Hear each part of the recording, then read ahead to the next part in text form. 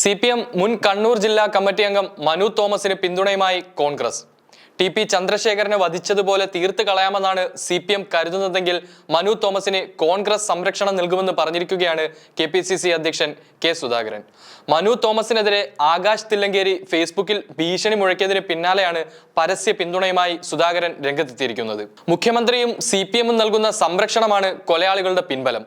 ഒറ്റപ്പെട്ട ശബ്ദങ്ങളെ TP ചന്ദ്രശേഖരൻ മാതൃകയിൽ തീർത്ത് കളയാമെന്നാണ് CPM കരുതുന്നതെങ്കിൽ അവർക്ക് കോൺഗ്രസ് സംരക്ഷണം നൽകുമെന്നാണ് K സുധാകരൻ പറഞ്ഞിരിക്കുന്നത്.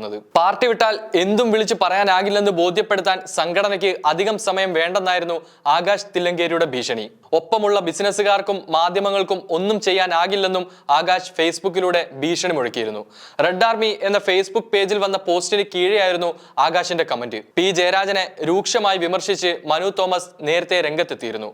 ജയരാജന്റെ ഇന്നത്തെ അവസ്ഥ ദയനീയമാണെന്നും പാർട്ടിക്കറിയാത്ത ജനങ്ങൾക്കറിയാത്ത ഒന്നും ഇനി മറച്ചു വെക്കാനില്ലെന്നും മനു തോമസ് ഫേസ്ബുക്കിൽ കുറിച്ചിരുന്നു. അതേസമയം DYFI മുൻ നേതാവ് മനു തോമസിന്റെ വെളിപ്പെടുത്തൽ മയക്കുമരുന്ന് ഗുണ്ടാ മാഫിയകൾക്ക് CPM DYFI രക്ഷകർത്തൃത്വമെന്ന പ്രതിപക്ഷ ആരോപണം അടിവരയിടുന്നതെന്നാണ് പ്രതിപക്ഷ നേതാവ് VD സതീശൻ പറഞ്ഞിരിക്കുന്നത്. P ജയരാജന് ക്രിമിനൽ സംഘങ്ങളുമായി ബന്ധമുണ്ടെന്ന വെളിപ്പെടുത്തൽ അന്വേഷിക്കണമെന്നും പ്രതിപക്ഷ നേതാവ് ആവശ്യപ്പെട്ടു.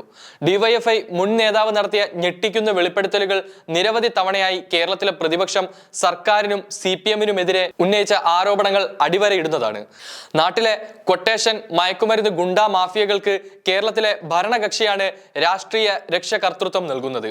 അതിന്റെ ഏറ്റവും അവസാനത്തെ ഉദാഹരണമാണ് ഇപ്പോൾ നടത്തിയിരിക്കുന്ന വെളിപ്പെടുത്തൽ. CPM ഉന്നത നേതാവായ P ജയരാജനും അദ്ദേഹത്തിന്റെ മകനും എതിരെയാണ് DYFI നേതാവ് ആരോപണം ഉന്നയിച്ചിരിക്കുന്നത്.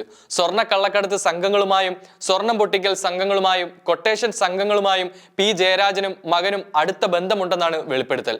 മലയോര മേഖലയിൽ ക്വാറി മുതലാളിമാർക്ക് സൗകര്യം ചെയ്തു കൊടുക്കാൻ പറ്റിയ ഏരിയ സെക്രട്ടറിമാരെ നിയമിക്കുന്ന തലത്തിലേക്കാണ് CPM തരം താഴ്ന്നത്.